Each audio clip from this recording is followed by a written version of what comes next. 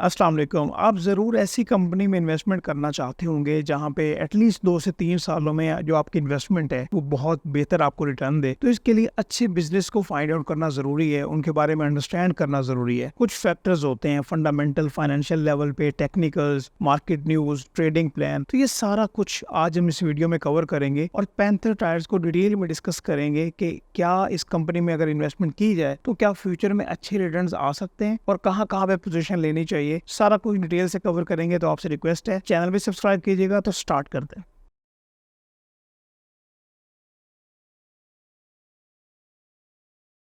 किसी भी कंपनी या बिजनेस में इन्वेस्ट करने से पहले आपने चंद फैक्टर्स को खास तौर पे देखना होता है।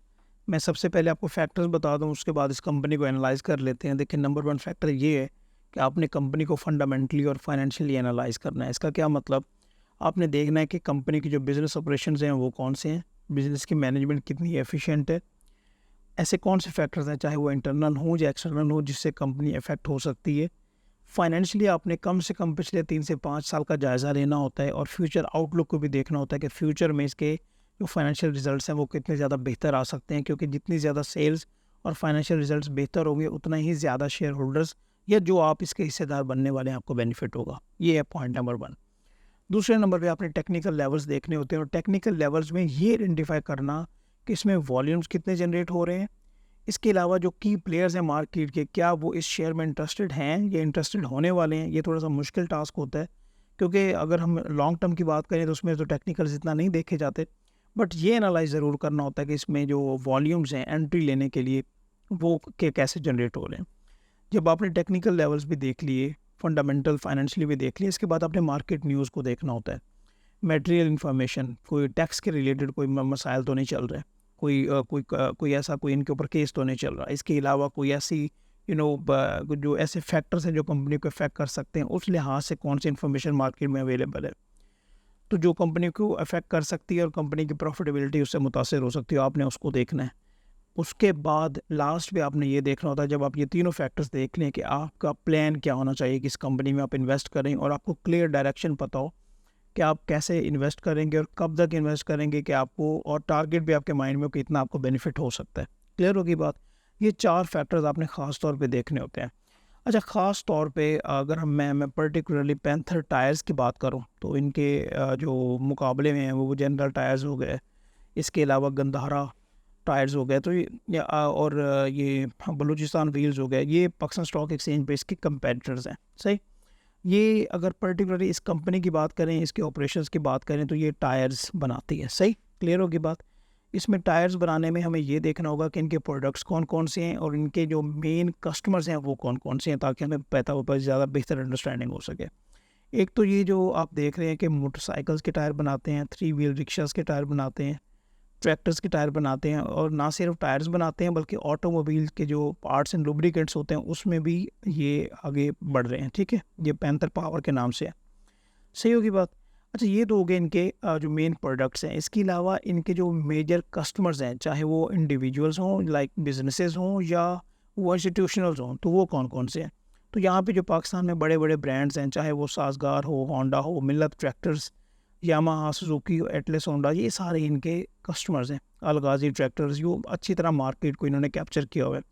हालांकि अगर हम आज से तकरीबन कोई 2-3 साल पहले की बात करें तो ज़्यादातर जो इनका मार्केट शेयर था वो बाइक्स में था। तो अभी बाइक्स के अलावा 3 व्हीलर्स, 4 व्हीलर्स और इसके अलावा जो इनके जो ऑटोमोबाइल पार्ट्स हैं उसमें भी ये पेश आ रहे हैं। ये एक पॉजिटिव बात है। इसके अलावा पाक आर्मी, एफडब्ल्यू, और ये आप देख सकते हैं कि Nishat group, NLCI, Lucky core industry, Bahria town वगैरह, डेस्कॉन, ये भी इनके जो इंस्टीट्यूशनल कस्टमर्स हैं। तो अगर कस्टमर बेस की बात करें, कस्टमर बेस भी अच्छी है, इनके जो प्रोडक्ट्स हैं वो भी अच्छे हैं, और ऐसे ही प्रोडक्ट नहीं है कि जिसकी डिमांड कम हो सके। अच्छा, सारी पॉजिटिव बातें करनी है, जो कुछ नेगेटिव भी होना चाहिए। सबसे पहले हम एनालाइज कर लेना, उसके बाद हम आगे बढ़ते हैं। अच्छा, इंटरनेशनल बिजनेसेस को इन्होंने बड़ा अच्छा तरीके से हाईलाइट किया हुआ है जी। हम एक्सपोर्ट कर रहे हैं Asia, Africa, Europe, south Africa, और जियोग्राफिकल लोकेशन पाकिस्तान में बताई है कि यहाँ हमारे ऑफिस हैं। हमें ये भी पता चल गया, चलें, ये अच्छी बात है। अच्छा, इसके बाद यहाँ पे मैं फर्दर आपको लेके जाना चाहता हूँ इनकी बैलेंस शीट वगैरह पे। तो यहाँ पे आप इनकी जो भी एनुअल रिपोर्ट, और एनुअल रिपोर्ट आपको इनकी वेबसाइट से भी मिल जाएगी, और वैसे इनकी वेबसाइट बहुत निकम्मी है। जितनी भी मैंने अच्छी कंपनीज देखी है ना, उनकी वेबसाइट सबसे थकड़ वेबसाइट शायद मैंने इन्हीं की देखी हो। चलें हम आगे बढ़ते हैं जनाब। ये मैंने इनकी जो है ना ये बैलेंस शीट को यहाँ से निकाल लिया है, इसको मैं थोड़ा सा ज़ूम कर लूँ। सबसे पहले इसके सेल्स की बात कर लेते हैं, उसके बाद बैलेंस शीट की बात करेंगे। अच्छा, इम्पोर्टेंट बात यहाँ पे आपने ये अपने माइंड में रखनी है कि सेल्स की अभी आपने देखा ना, सेल्स की अगर हम बात कर रहे थे तो यहाँ पे देखें कि इसकी जो सेल है वो ठीक है 2000 या क्योंकि मैंने एनुअल स्टेटमेंट 2023 के ईयर एंड की निकाली है क्योंकि 24 की नहीं आई, तो जो भी हो आप इसी तरह निकालेंगे, इसमें कोई ऐसी मसले की बात नहीं है। अच्छा, यहाँ पे अगर हम सेल्स की बात करें, ठीक है सेल्स इंक्रीज़ हो रही हैं बट उस हिसाब से इंक्रीज़ नहीं हो रही। ऑन दी अदर हैंड अगर आप सेल्स को ज़रा कंपेयर करेंगे इनके ये सेलिंग एंड डिस्ट्रीब्यूशन से, तो ये सेलिंग एंड डिस्ट्रीब्यूशन एक्सपेंसेस तो ज़्यादा बढ़ रहे हैं लेकिन सेल्स उतनी ज़्यादा उस रेशो से नहीं बढ़ रही। तो ये एक कंसर्निंग पॉइंट है यहाँ पे, लेकिन सेल्स अच्छी हैं, it's okay, no problem at all. अच्छा, यहाँ पे अगर आप आएँ प्रॉफिट आफ्टर टैक्स तो वो भी तकरीबन उतना है, और एंड पे अगर हम ईपीएस की बात करें तो पिछले साल जो है वो 2.72 थी, अभी 2.52 है। ठीक है, बाकी जो उसके एक्सपेंसेस हैं उसके ज़्यादा होने की वजह से। क्लियर होगी बात? अच्छा, यहाँ तक आपने बात की, लेकिन यहाँ पे अगर हम देखें तो यहाँ पे हमें जो रेवेन्यू है या सेल्स हैं उनका ब्रेकअप नहीं मिल रहा। ये जो ये 21 बिलियन की जो सेल्स हो रही हैं, इनमें लोकल सेल्स कौन सी हैं और इसमें जो एक्सपोर्ट सेल्स है वो कौन सी हैं, और इसका पता होना बहुत ज़्यादा ज़रूरी है। इसको हम देख लेते हैं, और इसका जो हमारा शायद बनता है नोट वो है 27। तो यहाँ पे पहले तो मैं इसका साइज़ जो है वो उसको ठीक कर लूँ, और यहाँ पे फिर हम नीचे आते हैं नोट्स में, 27 नंबर नोट्स पे आ जाना है। और बड़ी सिंपल सी बात है, ये आप इजीली खुद एनालाइज कर सकते हैं, आपको किसी जानिब से कोई कॉल्स की ज़रूरत नहीं पड़नी चाहिए। ठीक है, यहाँ पे अभी मैं इसको फाइंड आउट कर रहा हूँ कि इसकी सेल्स वाला पार्ट कहाँ पे है। तो ये 27 पे आ गया, मैं इसको ज़रा अभी दोबारा से जूम कर लूँ और इसको राइट साइड पे लेके आ जाते हैं। ये देखिएगा। अच्छा, इसमें देखें कंपनीज़ का काम यही होता है कि पोर्ट्रे बहुत बेहतरीन तरीके से करना, ठीक है, लेकिन जो रियलिटीज़ हैं उनको भी एक्सेप्ट करना चाहिए। अगर हम यहाँ पे बात करें इसकी लोकल सेल्स की, तो लोकल सेल्स तो जितनी पिछले साल थी उससे तकरीबन थोड़ी सी ज़्यादा बढ़ी, इतनी ज़्यादा परसेंटेज नहीं है, लाइक 2-3% के करीब होंगी। पिछली बार क्या था 22.5 था, तो अभी 23.1 है। अगर हम ओवरऑल देखें तो इतनी ज़्यादा सेल्स लोकल सेल्स इनकी नहीं बढ़ी। डिस्काउंट्स वाला हालांकि इन्होंने पिछली बार कम दिए थे, इस बार डिस्काउंट्स इन्होंने ज़्यादा दिए। चलें, इट्स ओके। अभी एक्सपोर्ट सेल्स को एनालाइज करना ज़रूरी है। ये देखिएगा, ये एक्सपोर्ट सेल्स को देखना है कि पिछले साल अगर हम बात करें तो ये क्या थी 1.8 पे और अभी 3.1 पे, जो कि बहुत अच्छी बात है। लेकिन एक और बात भी यहाँ पे नोट करने वाली है, वो ये कि अगर यहाँ पे हम ये सेल्स देखें, लोकल सेल्स और एक्सपोर्ट सेल्स का कंपैरिजन करें, तो ये कितनी परसेंट बनती है? तकरीबन आई थिंक कोई 7-8% बनती है। लाइक इसकी जो 90% से ज़्यादा सेल्स हैं वो लोकल सेल्स हैं और बाकी 7-8% है वो एक्सपोर्ट हैं। सही, तो इनको जो एक्सपोर्ट्स हैं वो ज़्यादा बढ़ानी चाहिए। नो डाउट कि पाकिस्तान में जो लोकल डिमांड है वो भी काफ़ी ज़्यादा है, उसको भी मीट करना एक बड़ी बात है।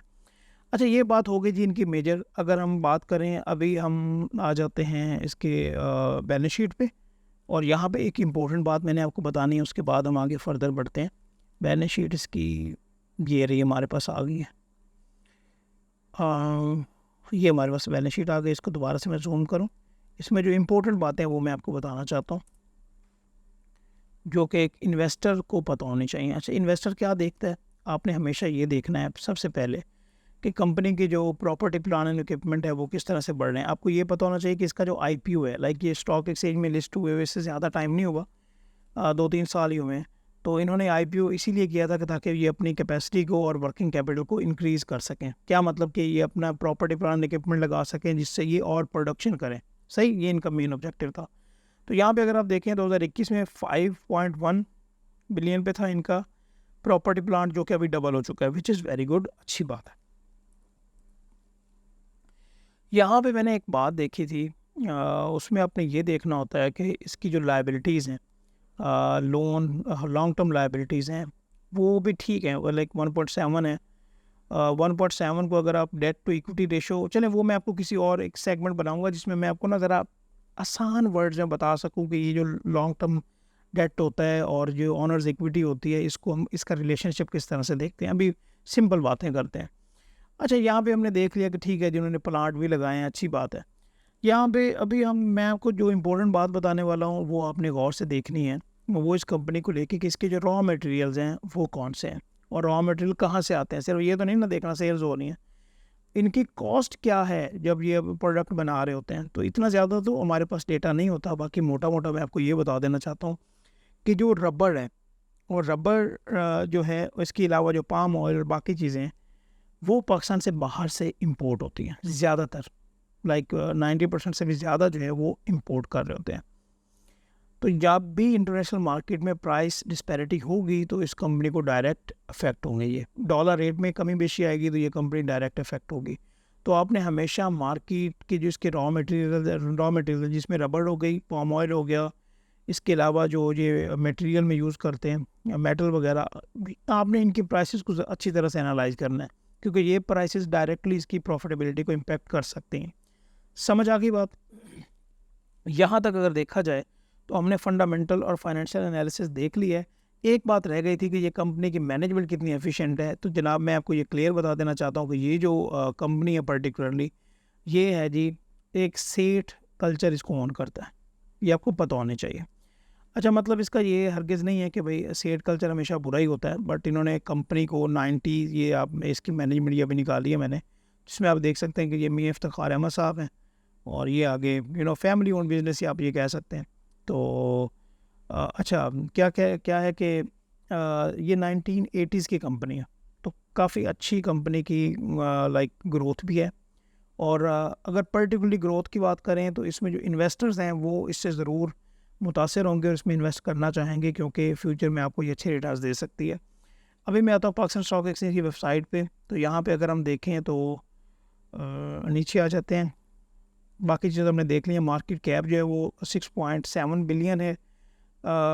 ऑन द अदर हैंड यहाँ पे अगर हम ये गंधारा टायर्स इनको देख लें तो इनकी जो मार्केट कैप है वो 5/2 है, हालांकि इसको ज़्यादा टाइम हो गया स्टॉक्स में लिस्टेड हुए हुए। और ये बलूचिस्तान व्हील्स की अगर हम मार्केट कैप देखें तो ये 1.3 है, हालांकि इसका जो शेयर प्राइस है वो अच्छा खासा बढ़ गया हुआ था, ये 190 को भी इसने टच किया हुआ है। अच्छा, इसकी हमने ये भी देखना होता है कि क्या ये कोई अपने शेयर होल्डर्स को बेनिफिट भी दे रही है। यहाँ पे आप देखें इनका सेल्स रिकॉर्ड सही चल रहा है, ठीक है। 2020 से लेके अभी तक इनकी सेल्स ओवरऑल ग्रो कर रही हैं। EPS में थोड़े हैं कि EPS नॉर्मल रह रही है, 2021 में 5 पे थी, अभी 2.5 2.58, तो अभी इसके जो क्वार्टरली रिजल्ट्स हैं वो भी बेहतर आ रहे हैं। और ईयर एंड पे ये अपने जो शेयर होल्डर्स हैं उनको डिविडेंड के साथ बोनस भी दे सकते हैं, ठीक है। तो ओवरऑल यहाँ पे अगर हम इसकी अभी की शेयर प्राइस की बात करें, ये 40 पे चल रही है, सही बात हो गई।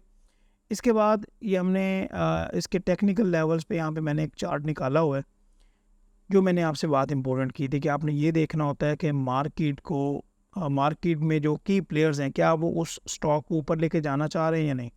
इसकी मिसाल मैं आपको देना चाहूँगा BWHL से। यहाँ पे मैं सर्च करना पहले ये बलूचिस्तान व्हील BWHL, ये आगे इसको मैंने निकाला। और ये बड़ी इंपॉर्टेंट बात है, अगर इस फैक्टर को कोई बंदा अंडरस्टैंड कर लेना तो उसके बहुत उसके लिए आसानी हो सकती है। अभी मैंने ये डेली चार्ट से मैंने ये वीकली चार्ट पे क्लिक किया, वीकली चार्ट से यहाँ पे मैंने मंथली चार्ट पे क्लिक किया, ठीक है। अच्छा, यहाँ पे आप ये देखिएगा, मैं इसके जो मार्क्स हैं वो मैं क्लियर कर लूँ। ये कंपनी पहले के बहुत पुरानी है, इसने तकरीबन कोई 2017 में इसने अपना टॉप लगाया 190s का, फिर इसने क्या है कि 2023 में भी अपना टॉप लगाया। लेकिन आप ये देखें ज़रा, यहाँ पे इम्पोर्टेंट बात यहाँ पे मेरे भाइयों और बहनों ये नोट करने वाली है। वैसे तो भाई ज़्यादा स्टॉक्स में होते हैं, बहनों को भी आना ही चाहिए। जब की प्लेयर्स होते हैं ना जो मार्केट में लेके जाते हैं शेयर को, अभी यहाँ पे आप ये देखें कि ये इसने टॉप लगाया, यहाँ पे मार्केट प्लेयर थे उन्होंने यहाँ पे अच्छे खासे पैसे बनाए और फिर यहाँ से ये कहाँ पे शेयर आया 40s पे, ठीक है। और अभी फिर यहाँ पे क्या है कि 2024 के पास ये इसने फिर अपना टॉप बनाया और अभी दोबारा से ये जो मार्केट प्लेयर्स हैं इस शेयर को नीचे लेके आना चाह रहे हैं। तो अभी ये 100 के करीब ट्रेड कर रहा है। और अभी आप यहाँ पे देखें कितनी रेड बड़ी बड़ी कैंडल बन रही हैं। और यहाँ पे मैंने मंथली चार्ट निकाला हुआ है, मंथली चार्ट को ब्रेक करना इतना आसान नहीं होता, तो अभी और नीचे आएगा। तो जो बंदा इसमें इन्वेस्टमेंट प्लान करेगा वो अपनी इन्वेस्टमेंट को कम होता हुआ देखेगा। ये मेरा एनालिसिस है, हालांकि यहाँ पे कोई हम टेक्निकल कोई डिफ़िकल्ट बात नहीं कर रहे हैं। तो इस शेयर में तो मैं इंटरेस्टेड नहीं हूँ, ठीक है। ऑन दी अदर हैंड, हालांकि ये आपको साल में कोई 3-4 बार 2-3-4 रुपये का डिविडेंड देता रहता है। अरे यहाँ पे मैं दोबारा से 65 टायर्स निकाल लेता हूँ, क्योंकि अभी इसको ज़्यादा टाइम नहीं हुआ। इसका जो IPO प्राइस थी ये 60 से ऊपर थी, ठीक है। और यहाँ पे एक और इम्पोर्टेंट बात भी नोट करने वाली है कि जो इसके चेयरमैन थे शायद, लाइक इसकी मैनेजमेंट के जो कह लें, उन्होंने इसके शेयर बेचे भी सही, जो कि कंपनी के लिए एक नेगेटिव बात होती है, बट उसको मार्केट ने इतना ज़्यादा नहीं लिया। ये बात आपको बताना ज़रूरी थी। अभी यहाँ पे हमारे पास डेटा यहाँ पे कम शो हो रहा है, तो मैं मंथली से वीकली चार्ट पे क्लिक कर लेता हूँ। अच्छा, यहाँ पे देखिएगा कि यहाँ पे कंपनी बन रही है 2021 में, ठीक है। अभी कंपनी ने अपना टॉप लगाया 66 का, और उसके बाद कंपनी डाउन ट्रेंड में आ गई, सही। और डाउन ट्रेंड के बाद आप यहाँ से ओवरऑल देखें, ये 2023 फरवरी से ओवरऑल यहाँ पे जो कंपनी है वो अप ट्रेंड में है। यहाँ पे ये देखें, यहाँ पे अप ट्रेंड बेशक ड्रॉ कर लें, ये देखें, मैंने सिंपल वे में बात की है। और अगर पर्टिकुलरली मैं इस कंपनी के फ्यूचर पर्सपेक्टिव की बात करूं तो मुझे अच्छी पोजीशन लग रही है। अच्छा, यहाँ पे मैंने आपको ऑलरेडी बताया था कि आप इसको डिप्स पे बाय किया करें, और इसके लिए मैंने आपसे इंडिकेटर पे शेयर किया था। उसके रिलेटेड मैंने आपसे ऑलरेडी जो वीडियो शेयर की हुई हैं, जिसमें मिल्लत ट्रैक्टर, कोलगेट, ILP का ज़रूर आप देखिएगा, वो एक बहुत अच्छी कंपनी है, वो आपको फ्यूचर में बहुत अच्छे रिटर्न दे सकती है। और हबको वगैरह मैंने इनका डिटेल शेयर की हुई थी, वो आपको डिस्क्रिप्शन में मिल जाएंगी, आप उनको ज़रूर देख लीजिएगा। तो अगर टेक्निकल लेवल्स की बात करूँ तो ठीक है, अभी पर्टिकुलरली तकरीबन कोई पिछले 6-7 माह से ये साइडवेज में है, बट मुझे ये बेहतर लग रही है कि फ्यूचर में ये आपको अच्छी रिटर्न दे। अगर मन लॉन्ग टर्म की बात कर रहे हैं, ये 40 रुपये का शेयर जब मार्केट वाले चलाने पे आएंगे तो ये आपको 200 रुपये पे मिलेगा। ये मैं आपको एनालिसिस अपना बता रहा हूँ, बाकी डिसीजंस आपके अपने खुद के। टेक्निकल्स पे भी हमने देख लिया। उसके बाद अगर हम न्यूज़ की बात करें तो न्यूज़ में कोई ऐसी नेगेटिव न्यूज़ नहीं है। ये ओवरऑल बताया जा रहा है कि जो इन्होंने IPO किया था पहले, उसमें इनको जो पैसे आए तो उन्होंने अपनी कैपेसिटी भी बढ़ाई और अपनी जो वर्किंग कैपिटल है उसको भी इंक्रीज़ किया। इसके अलावा इस पर्टिकुलर शेयर को लेके मार्केट में कोई नेगेटिव न्यूज़ नहीं है। तो ये एक मेरा एनालिसिस था। अच्छा, यहाँ पे मैं आपके लिए एक छोटा सा टारगेट रख रहा हूँ, वो ये है कि अगर आप इसके कोई 350-400 लाइक कर देते हैं तो मेरे पाइपलाइन में कुछ वीडियोस हैं, मैं आपको पहले बता देता हूँ। उसमें एंग्रो कॉर्पोरेशन है, पोल है, उसके ऊपर मैंने तो कुछ वर्किंग की भी है, क्योंकि ये बैक एंड पे अच्छी खासी वर्किंग करके ही आपके साथ ये कंटेंट शेयर करना होता है, जिसकी बेसिस पे आपकी जो कॉन्फिडेंस लेवल है वो इंक्रीज़ होता है। तो अगर आप इसको थोड़ा सा लाइक कर देंगे या कमेंट कर देंगे तो ये इसमें हमारी भी हौसला अफजाई होगी और इंशाल्लाह आपको भी बेनिफिट ज़रूर देखने को मिलेगा। Thank you so much. अल्लाह हाफ़िज़ जनाब।